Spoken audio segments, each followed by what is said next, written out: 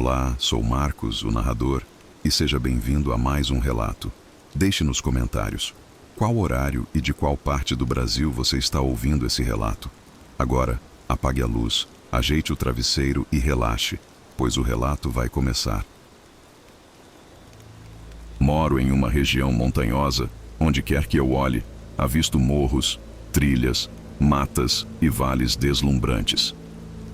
Quando eu era criança, meu quintal era formado pelos cafezais e pelos pomares férteis, onde cresciam milho, tomate, abóbora, feijão e tudo o que o povo conseguia ou decidia plantar.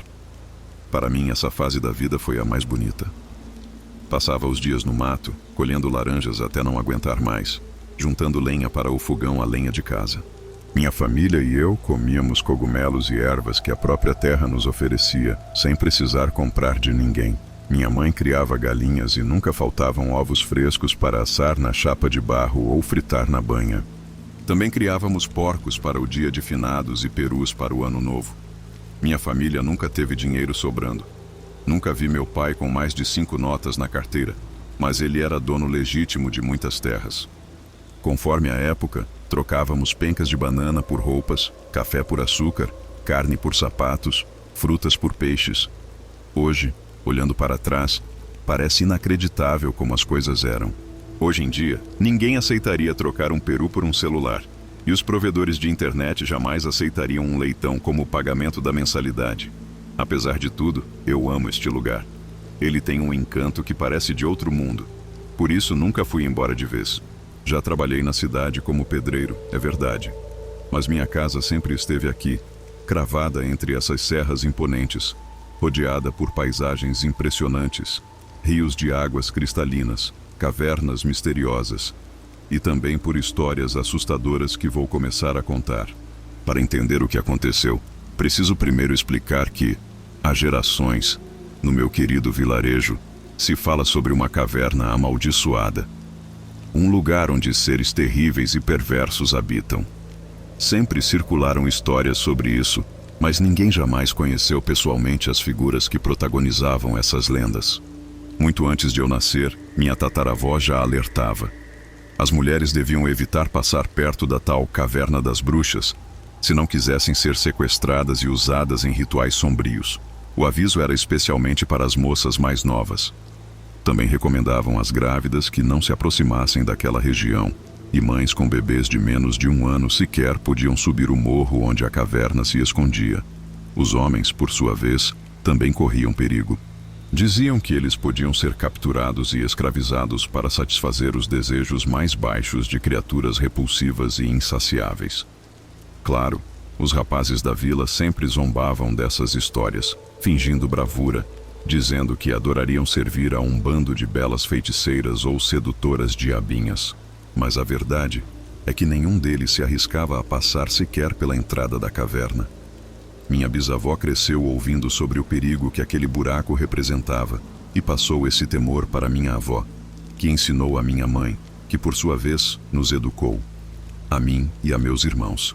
Nossa família era composta pelo meu irmão mais velho, Antônio, seguido da minha irmã Joana, depois eu, Roberto, e por fim, a caçula, Vanessa. Quando os fatos que estou para contar aconteceram, Antônio já era casado e tinha um filho pequeno no mesmo vilarejo. Joana também havia se casado recentemente, mas ainda não tinha filhos. Eu estava noivo de uma moça da região, e embora falássemos em casamento, ainda pensávamos com calma, pois sabíamos que não era uma decisão simples. Alguns meses depois, acabamos terminando. Vanessa, por sua vez, tinha acabado de completar 16 anos. E era minha responsabilidade manter os olhos atentos e a expressão fechada para todo rapaz atrevido que ousasse se aproximar dela, mesmo que ela me chamasse de intrometido a cada 5 minutos. Às vezes ela só provocava avisando de propósito: "Vou ao mercado, hein? Não me siga." Ou, "Daqui a pouco vou até o rio. Não venha me encher." Mas eu, é claro, fazia o contrário. Vivia vigiando e mais de uma vez a livrei das investidas de João, César e Pedro, 3 abutres que não tiravam os olhos dela. Minha irmã nunca teve interesse por aqueles 3 rapazes. O que realmente chamava sua atenção era Daniel, filho de um casal que administrava um pequeno sítio na região. Pelo jeito, o sentimento era recíproco. No entanto, eles ainda eram muito jovens para pensar em casamento. Para meus pais, a ideia de Vanessa se casar com Daniel era um sonho encantador. Toda vez que encontravam os futuros sogros, trocavam brincadeiras cheias de segundas intenções, e todos se alegravam com essa possibilidade. Com o tempo, à medida que a relação dos dois se fortalecia, a vigilância rígida que tínhamos sobre minha irmã foi se afrouxando. De vez em quando, ela saía para passear com Daniel, e nós ficávamos tranquilos, pois desde o início, o rapaz demonstrou ser muito respeitador. A confiança cresceu, e o namoro floresceu. Alguns meses antes de Vanessa completar 18 anos, foi marcada a data do casamento, que aconteceria 6 meses depois do seu aniversário. Assim, tínhamos 8 meses para engordar os porcos e os perus, preparar os convites, contratar os músicos e organizar tudo para uma grande celebração dedicada à união de 2 corações. Nenhum de nós poderia imaginar o que o destino cruel reservava. Alguns dias antes do aniversário de Vanessa, uma tragédia terrível bateu à nossa porta. Um acontecimento que desestabilizou toda a comunidade e transformou o vilarejo em uma verdadeira zona de guerra, com viaturas da polícia indo e vindo a todo momento, de dia e de noite. Lembro-me bem. Era uma terça-feira quando Vanessa e Daniel pediram permissão para ir brincar no Rio Grande. Nós consentimos, e os dois correram pelas trilhas, rumo às águas cristalinas onde planejavam nadar, comer mangas verdes com sal e limão, e tentar pescar algumas trutas para o jantar. Naquela época, eu andava de olho em uma moça chamada Nádia, uma morena bonita de um povoado vizinho. Acreditei que Daniel daria conta de cuidar de minha irmã, e como pretendia voltar cedo para casa, fui confiante. Tomei um banho caprichado, me perfumei e segui em direção ao cerro que ficava bem em frente à nossa aldeia. No entanto, ao redor da 1 da tarde, o céu se fechou de forma assustadora, e uma tempestade brutal desabou sobre nós. As trilhas viraram riachos, e o estalo de árvores tombando se misturava aos trovões ensurdecedores. Nádia insistiu para que eu ficasse abrigado até a chuva passar, mas a preocupação com Vanessa falou mais alto. Pedi a ela um saco plástico para proteger a cabeça e desci pelas encostas em direção ao rio. Relâmpagos rasgavam o céu e os trovões retumbavam como nunca antes. O vento soprava tão forte que distorcia os sons, e em certos momentos eu jurava ouvir gritos de mulheres sendo carregados pelo vendaval. Levei quase 1 hora para alcançar o rio. Lá, encontrei apenas uma manta toda enlameada e algumas garrafas de cerveja espalhadas pelo chão. Na hora, fiquei furioso com a imprudência dos jovens bebendo tão perto da água. Mas, por outro lado, fiquei aliviado, pensando que talvez tivessem ido embora ao pressentirem a chegada da tempestade. Comecei a subir a trilha de volta, enfrentando enormes dificuldades. Escorreguei inúmeras vezes, fiquei completamente coberto de lama, até o cabelo. Mas, apesar disso, cheguei em casa por volta das 3 da tarde. À medida que me aproximava da minha rua, percebi que a chuva diminuía, restando apenas uma garoa fina e o som distante dos trovões. Foi quando subi os degraus da varanda e ouvi o choro desesperado da minha mãe. Um arrepio gelado percorreu meu corpo. Naquele instante, antes mesmo de saber o que havia acontecido, eu já sentia, com uma certeza dolorosa, que a nossa vida nunca mais seria a mesma. E infelizmente eu não estava errado. Entrei correndo na cozinha. Meus irmãos, suas esposas, os filhos, meus pais, Daniel e a família dele voltaram seus olhares para mim. Respiraram fundo por alguns segundos e, em seguida, abaixaram a cabeça. Não precisei de mais nada para entender. Vanessa não estava ali. Com passos largos e o coração aos saltos, me coloquei diante de Daniel e exigi que me dissesse onde estava a minha irmã. Em meio a soluços de tristeza e medo, o rapaz contou, com a voz embargada, que assim que ouviram o primeiro trovão, correram de volta para casa. No entanto, a chuva caiu com força quase imediata e os ventos os desorientaram. De repente, eles já não sabiam para onde estavam indo. As trilhas e os velhos caminhos pareciam irreconhecíveis. Daniel disse que só conseguiu se localizar ao avistar um enorme carvalho, o único da região, que indicava a proximidade da famigerada Caverna das Bruxas. Assim que reconheceu o lugar, um medo profundo tomou conta dele. Pegou Vanessa pela mão e, juntos, começaram a correr. tentando afastar-se daquele ponto maldito o mais rápido possível. Conforme se aproximavam de áreas conhecidas, Daniel sentiu um alívio enorme. O tempo todo, ele segurava firme a mão da minha irmã. Não ousava olhar para ela. Precisava manter a atenção no terreno escorregadio à sua frente. No entanto, sentia os dedos quentes de Vanessa entrelaçados nos seus. Até que, de repente, ela já não estava mais ali. Não foi como se Vanessa tivesse soltado sua mão ou se afastado por causa da chuva. Foi como se tivesse se desintegrado no ar. Em choque, Daniel parou imediatamente e girou o corpo para trás. Olhou em volta. Não havia ninguém. Estava completamente sozinho, cercado apenas por laranjeiras e pés de café. Desesperado, correu de volta até o carvalho e dali retornou pela mesma trilha, chamando por ela. Mas era como se Vanessa tivesse simplesmente desaparecido do mundo. Não havia rastros, não havia pegadas. Nada. Antônio, um dos nossos irmãos, sugeriu que esperássemos. Talvez ela estivesse apenas perdida em meio à tempestade, e mais cedo ou mais tarde encontraria o caminho de volta. Montamos guarda na estrada, cada um com uma lanterna na mão, prontos para guiá-la caso a vissem surgir na escuridão. Mas as horas se arrastaram e a estrada permaneceu deserta. Minha mãe acabou adormecendo de cansaço, mas seu sono era agitado. Ela se debatia como quem sonha que está caindo e murmurava, entre lágrimas, pedidos para que Deus trouxesse Vanessa de volta para casa. Assim que a luz do dia começou a romper o horizonte, nós, irmãos, nos lançamos aos montes, ao rio e aos barrancos em busca dela. Meus pais desceram até a delegacia para registrar o desaparecimento e pedir ajuda oficial. A partir daquele dia, a aldeia se encheu de vozes que clamavam por Vanessa. Os gritos ecoaram incessantemente até o cair da noite, quando todos, vencidos pelo cansaço e pela tristeza, se reuniram para chorar a ausência da jovem que tanto amávamos. A polícia, os moradores e nós mesmos vasculhamos cada palmo da região sem encontrar um único indício do que havia acontecido. Daniel estava devastado, pálido, abatido, consumido por uma culpa cruel que, no fundo, não era inteiramente sua. No dia seguinte, as buscas se intensificaram e alcançaram os povoados vizinhos. Cartazes com a foto recente de Vanessa foram distribuídos por toda parte, e a rádio local passou a anunciar seu desaparecimento ao menos 2 vezes por dia. Conforme o tempo avançava, nossos corações afundavam ainda mais. Sabíamos, no fundo da alma, que a chance de reencontrar Vanessa sã e salva diminuía a cada minuto que se passava. Deixamos de comer para não desperdiçar nenhum segundo da luz do dia.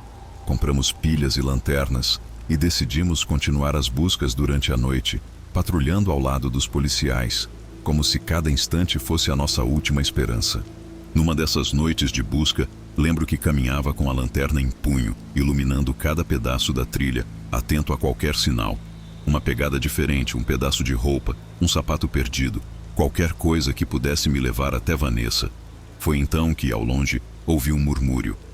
Fiquei imóvel, prendendo a respiração para escutar melhor. Aos poucos, consegui distinguir. Era a voz de uma mulher. Segui o som, avançando com cuidado pela mata úmida, e logo pude ouvir com clareza uma espécie de prece, uma ladainha religiosa que dizia algo assim: Te entregamos, Senhor da escuridão, esta carne fresca para que a fecundes, e tua semente se torne nosso alimento. Ao perceber aquelas palavras grotescas, tive certeza de que alguém estava fazendo algo terrível ali, no meio da noite. Mas talvez, pensei, aquela pessoa estranha tivesse visto algo, soubesse algo sobre o paradeiro de Vanessa. Me aproximei com extrema cautela para não assustá-la. Foi quando vi. Tratava-se de uma senhora baixa, encurvada, com a cabeça coberta por um xale negro. Diante dela, uma pequena fogueira lançava sombras dançantes. Já me preparava para chamá-la, mas então ouvi o choro de outra mulher. Em questão de segundos, aquele lamento se multiplicou, como se várias mulheres chorassem juntas. Um arrepio brutal percorreu minha espinha. Será que aquela mulher mantinha Vanessa e outras garotas em cativeiro? Com o coração disparado, avancei a passos firmes até ficar a poucos metros da fogueira e gritei: O que está acontecendo aqui? No mesmo instante, um vento forte varreu o local. Protegi os olhos contra a ventania e, quando o ar se acalmou, minha visão encontrou apenas um descampado vazio. A fogueira, recém-apagada, Ainda soltava filetes de fumaça no ar frio da madrugada. A mulher e os lamentos haviam desaparecido por completo, como se nunca tivessem existido. Permaneci ali, paralisado, encarando as brasas até que elas se apagassem de vez. A dúvida se instalou em minha mente. Teria sido real? Ou teria sido fruto do meu desespero e da minha exaustão? Confuso e desorientado, comecei a girar sobre meus próprios passos até reconhecer onde estava. Um carvalho à direita e mais adiante, encaixada nas encostas da montanha, a terrível caverna das bruxas, aberta como uma bocarra monstruosa. Tomei fôlego e corri para casa, tremendo de frio e de medo. Contei tudo o que havia presenciado. Minha mãe, em lágrimas, me benzeu com uma limpeza feita com ovo, arruda e galhos de pirulito.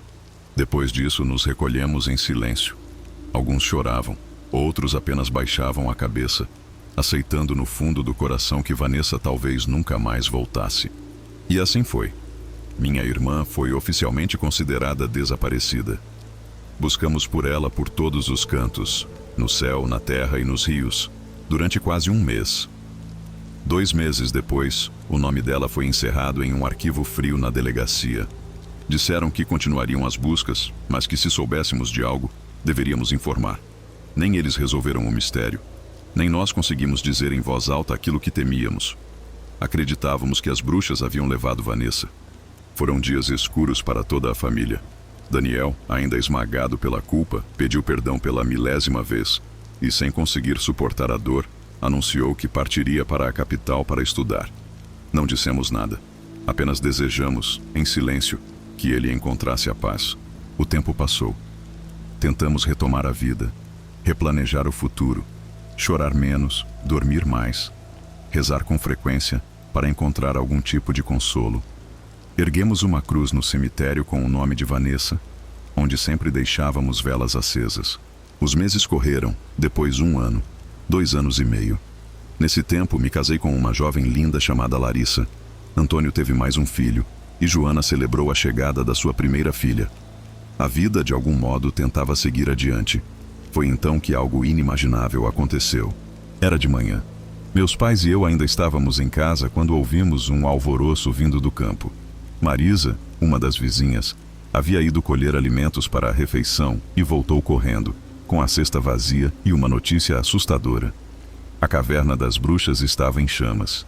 Erguemos os olhos e vimos, ao longe, a fumaça escura se elevando sobre o velho carvalho. A princípio hesitamos. Sempre tivemos pavor daquele lugar. Mas não demorou para que um agente da polícia subisse pela nossa trilha. Ele carregava uma expressão séria, e a notícia que nos deu fez nosso sangue gelar. Haviam encontrado algo relacionado à minha irmã. Saímos correndo assim que ouvimos a notícia, e em menos de meia hora já estávamos diante da caverna. Paramos todos, boquiabertos, incapazes de acreditar no que estávamos vendo. Dentro da caverna, estavam retirando várias mulheres, a maioria delas grávidas, em estado lastimável. Estavam tão sujas quanto um cão sarnento que rolou no barro, trazendo montes de sujeira grudados nos cabelos. As roupas, originalmente pretas, estavam agora acinzentadas de tanta imundície, e suas peles cobertas de crostas, feridas e vergões. Algumas choravam, ajoelhavam-se no chão e, com as mãos erguidas ao céu, agradeciam pela libertação. Outras caminhavam em silêncio, como se fossem apenas sombras humanas, sem vida nos olhos.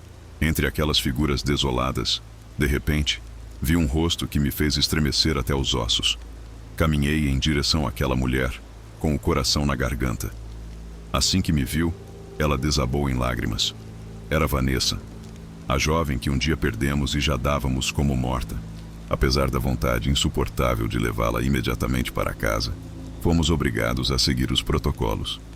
Ela passou por exames médicos, avaliações psicológicas, e somente no final da tarde nos permitiram levá-la de volta. Seguimos lentamente para casa.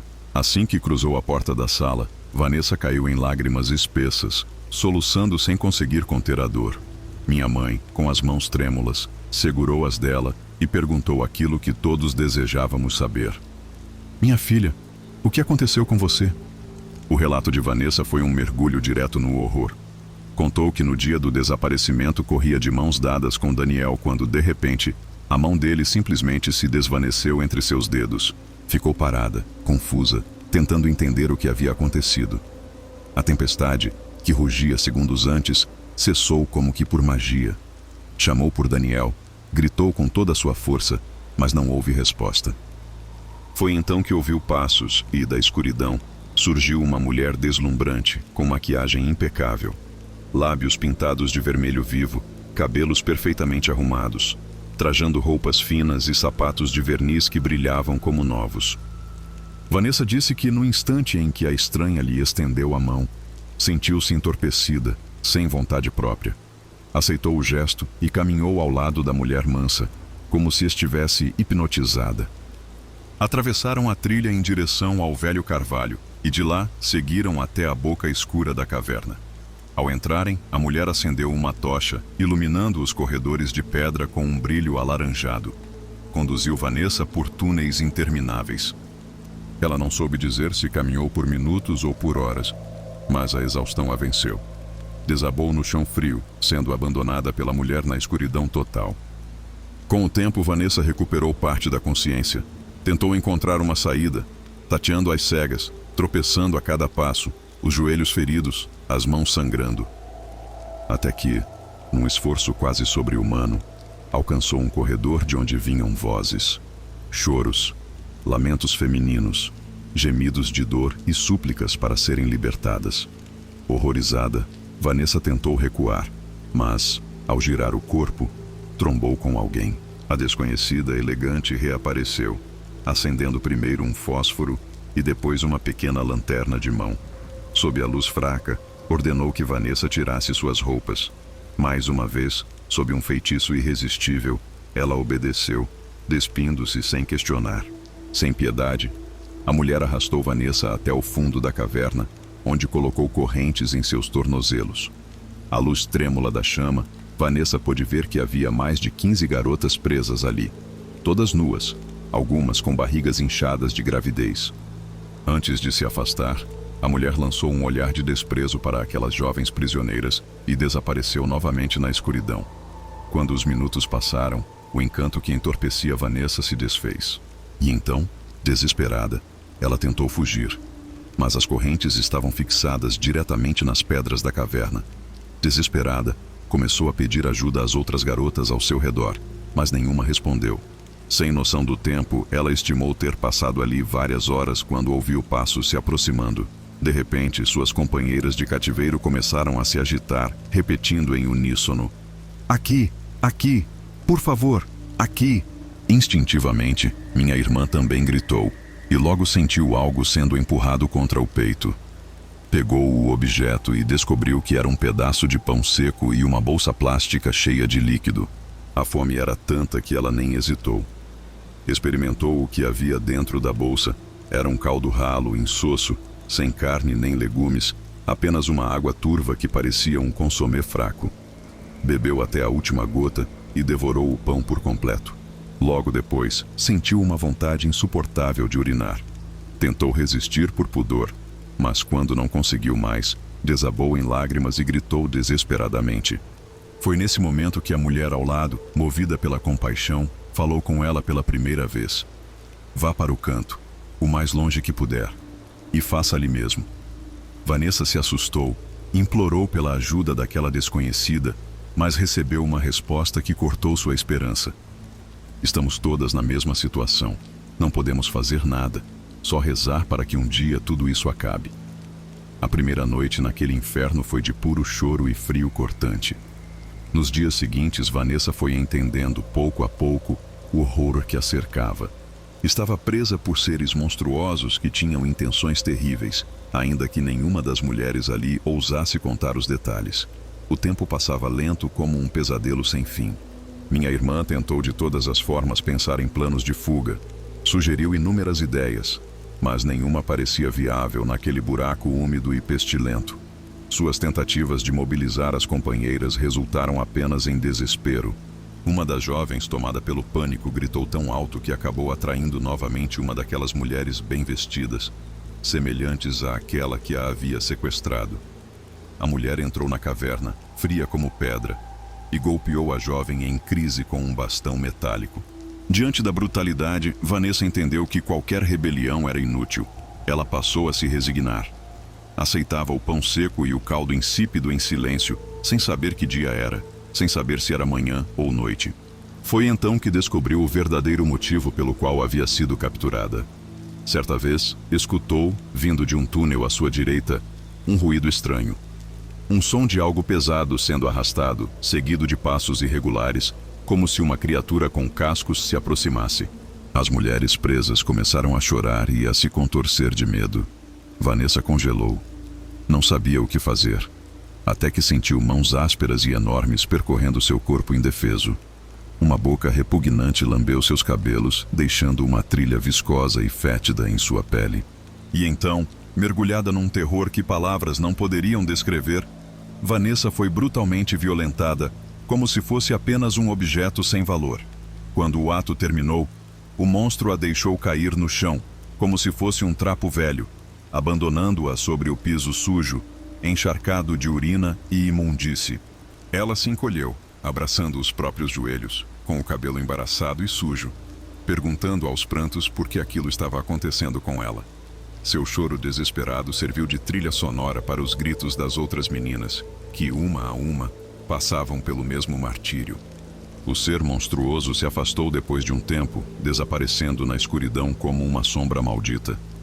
Muito tempo depois, a mulher ao lado de Vanessa sussurrou: "Tomara que você engravide logo. Assim, ele te deixará em paz." Foi nesse instante que Vanessa entendeu. Não eram apenas abusos. Ela havia sido capturada para ser usada como instrumento de reprodução. Com o coração partido, perguntou-se se aquilo seria tráfico de pessoas. Mas a outra garota respondeu, com um sussurro ainda mais assustador: "Pior que isso, eles levam as crianças para se alimentar delas." E como se não bastasse, acrescentou: "Enquanto você estiver grávida, pelo menos estará viva." Por sorte, ou por tragédia, Vanessa engravidou naquela primeira vez. Durante 9 meses de horror, ela ouviu novas garotas sendo trazidas para a caverna. Ouviu também o som grotesco do ritual sendo repetido, o mesmo tormento. E cada vez que uma de suas companheiras entrava em trabalho de parto, seus gritos dilaceravam o ar até que, por horas, o silêncio absoluto tomava conta, como se a própria morte tivesse passado por ali. Depois do parto, devolviam as mulheres às suas correntes, dando-lhes apenas um breve descanso antes de reiniciar todo o processo de horror. Quando chegou a vez de minha irmã, ela foi retirada daquele buraco imundo e conduzida por vários túneis até uma área iluminada por lâmpadas improvisadas, um espaço que lembrava vagamente um centro cirúrgico, mas repleto de sujeira e cheiro de morte. Ali, aplicaram-lhe uma injeção e Vanessa perdeu os sentidos. Quando despertou, estava de volta às correntes, o ventre vazio e a alma despedaçada. Mesmo sem querer, as lágrimas lhe escorriam pelo rosto e se misturavam à secreção de leite que seus seios, involuntariamente, produziam. O segundo pesadelo não demorou a chegar. Foram necessárias 2 sessões de horror para que ela engravidasse novamente. Durante esses meses, Vanessa começou a perceber um padrão ainda mais cruel. Algumas mulheres simplesmente não voltavam depois de parirem. Entendeu isso da pior maneira ao notar que a companheira de corrente, com quem trocara poucas palavras durante todo aquele tempo, desapareceu após dar à luz. Ali, ela soube que para muitas, a morte era a única libertação. Quando sentiu as primeiras contrações da segunda gravidez, minha irmã implorou, em silêncio, para morrer. Queria se livrar daquele pesadelo de uma vez por todas, mas seu desejo não foi atendido. Depois do parto, foi jogada novamente entre a sujeira, o corpo tomado de nojo e desespero. Foi nessa época que uma nova jovem foi trazida pela mulher elegante, aquela mesma que sempre surgia com sua lanterna cortando a escuridão como uma foice. Quando a luz invadiu o lugar, Vanessa viu mais do que nunca. Montes e mais montes de restos humanos espalhados e cerca de 25 mulheres presas em correntes, à beira da loucura. A visão acendeu nela uma fúria devastadora. Pela primeira vez, quebrou a influência hipnótica daquela mulher. Gritou insultos, xingamentos, tudo o que conseguiu, com tanta força que desconcentrou a sequestradora. A jovem recém-chegada, ao ver a cena, tentou fugir em pânico, Não teve sucesso. A mulher elegante a dominou com brutalidade, prendeu-a a uma corrente livre e, num ato de pura violência, golpeou Vanessa com seu bastão metálico, deixando-a caída em meio à imundície. Naquele momento, porém, sem saber, aquela criatura assinava sua sentença. Assim que a mulher sumiu na escuridão dos túneis, Vanessa aproveitou a oportunidade. Entre a sujeira, encontrou a caixa de fósforos que havia caído no último confronto. Pegou um palito, acendeu e observou por alguns segundos a chama tremeluzente que parecia uma esperança prestes a morrer. Respirou fundo, rasgou alguns tufos do próprio cabelo e os incendiou com o fósforo. Sem hesitar, jogou aquele punhado de fios em um monte de fezes humanas. O fogo se espalhou como se fosse palha seca. Comandando as outras, ela ordenou: abaixem-se agora, respirem o mínimo que puderem. O calor lambeu suas peles, o cheiro de queimado invadiu tudo. Logo, passos e gritos de pânico ecoaram pelos corredores. Fogo! Fogo! Mas ao invés de tentarem salvar as mulheres presas, os captores apenas tentavam salvar a própria pele. Em meio à fumaça espessa, Vanessa viu pequenas bolas de luz alaranjada flutuarem pelos túneis, sumindo na escuridão. Também escutou o som de garras ou cascos batendo contra o chão, numa corrida frenética para longe dali. O fogo, por mais devastador que fosse, acabou sendo sua salvação.